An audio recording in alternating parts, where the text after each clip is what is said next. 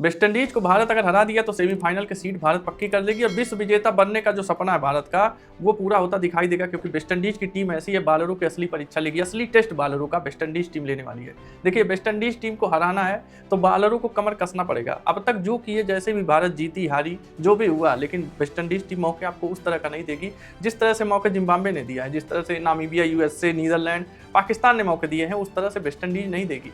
West Indies देखिए किसी बक्सने के बॉलरों को मूड में नहीं रहती है, चाहे साउथ अफ्रीका के बॉलर हो, चाहे जिम्बाब्वे बॉलर हो, चाहे इंग्लैंड के बॉलर हो, सबको वेस्टइंडीज के बल्लेबाजों ने रौंदा है, तब जाके इस मुकाम पे आई है कि 1 मार्च को अभी भी वेस्टइंडीज के लिए शायद भारत से ज़्यादा मौके अभी बन रहे हैं सेमीफाइनल के लिए। तो हम बात करते हैं कि कौन सी ऐसी 5 चुनौतियां होंगी जो वेस्टइंडीज से जीतने के लिए भारत को चुनौतियों से निपटना जरूरी है। तो सबसे पहली चुनौती मेरे हिसाब से है वरुण चक्रवर्ती और भारत की पूरी बॉलिंग यूनिट का चलना। वरुण चक्रवर्ती आप देखिए 35 रन 47 रन 2 मैचों में वरुण चक्रवर्ती बहुत ही महंगे साबित हुए हैं। तो वरुण चक्रवर्ती को जिम्बाब्वे और साउथ अफ्रीका के खिलाफ शायद एक गलतियां कहिए या तो अटैकिंग अप्रोच कहिए, लेकिन देखिए वरुण चक्रवर्ती ऐसे बॉलर हैं, कभी भी कमबैक कर सकते हैं, किसी भी मैच को अपने बलबूते जिता सकते हैं।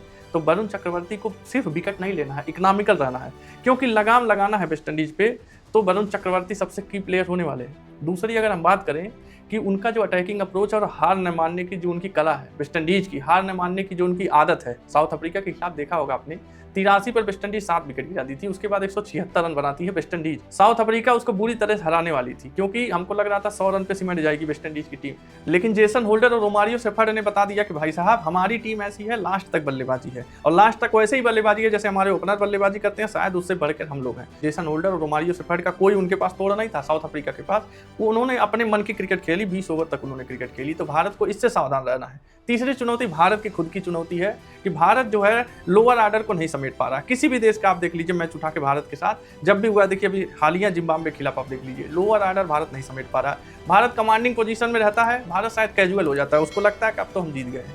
लोअर ऑर्डर शायद अवकाश से ज़्यादा रन बना दे रही है, या तो जो मार्जिन बड़ी हो सकती थी उस मार्जिन को बहुत नैरो कर दिया जा रहा है। तो लोअर ऑर्डर को भारत जल्दी समेटना पड़ेगा, क्योंकि वेस्टइंडीज का लोअर ऑर्डर है। दूसरे देशों का लोअर ऑर्डर में गेंदबाज मिलते हैं, वेस्टइंडीज के लोअर ऑर्डर में गेंदबाज नहीं मिलेंगे, बल्लेबाज मिलेंगे। वो बल्लेबाज होंगे शायद वो ओपनर से ज़्यादा खतरनाक होंगे।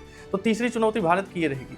चौथी चुनौती की बात करें तो बॉलिंग की सबसे बड़ी चुनौती है भारत के लिए, कोई ढिलाई नहीं चाहिए। पहले ओवर से 20वें ओवर तक उनके बल्लेबाजों को कंट्रोल में रखना है, क्योंकि देखिए वेस्टइंडीज को हराना है तो उनके बल्लेबाजों को कंट्रोल करना है, उनके गेंदबाजों को नहीं। आपने देखा साउथ अफ्रीका के खिलाफ उन्होंने 176 रन बनाए, उनके बल्लेबाजों ने बनाए, लेकिन गेंदबाजों ने 9 विकेट से मैच हरवा दिया। रोस्टन चेज हो गए चाहे जेसन होल्डर हो गए, उनके आप किसी भी गेंदबाज का नाम ले लीजिए, उनके पास नॉकआउट मैचों का या बड़ी टीम के खिलाफ टकराने का, रन बचाने का उतना अनुभव नहीं है जितना उनके पास बल्लेबाजों का है। तो इसलिए भारत को 1 से 20 ओवर तक अच्छी बॉलिंग करना है, जेब में आ जाएगा वो मैच अपने। वेस्टइंडीज को हराने में देर नहीं लगेगी, बस उनके बल्लेबाजों को आप लगाम में लगा लीजिए। पांचवा सबसे इंपॉर्टेंट है फील्डिंग और कैचिंग, भारत की चुनौती रही है। देखिए रिंकू सिंह तक कैच छोड़ दिए हैं, तो उस हिसाब से वेस्टइंडीज टीम है, एक भी अगर कैच छोड़े किसी भी आप बल्लेबाज का तो वो फिर आपको मौके नहीं देगा। शायद वो मैच के रिजल्ट में आपको दिखेगा कि भाई साहब उसका कैच अगर पकड़े होते तो वो मैच नहीं जिता रहा होता। आप सोच लीजिए शुरू से लेकर लास्ट तक कोई भी आप देख लीजिए, किसी को एक मौका आप देख कर देखिए, वेस्टइंडीज की टीम ऐसी है कि 1 से 2 ओवर में लोग गेम पलट देते हैं, क्योंकि वैसे भी T20 फॉर्मेट के लोग बादशाह हैं। T20 फॉर्मेट में जैसे खेल होनी चाहिए, जिस तरह से बल्लेबाजी होनी चाहिए, शायद वेस्टइंडीज टीम नॉर्मल डेज में ऐसा करती है। तो वेस्टइंडीज टीम को अगर आप मौका दिए, 1 या 2 मौके भी आप दे दिए, फील्डिंग में कैचिंग में दे दिए, तो फिर मैच आपसे दूर निकल जाएगा। वेस्टइंडीज के खिलाफ डू और डाई का मैच है, वेस्टइंडीज को हराना है, भारत को विश्व विजेता बनना है। क्योंकि देखिए वेस्टइंडीज बहुत ज़्यादा फेवरेट टीम थी नहीं कभी भी, वेस्टइंडीज अपने बलबूते यहाँ तक आई है।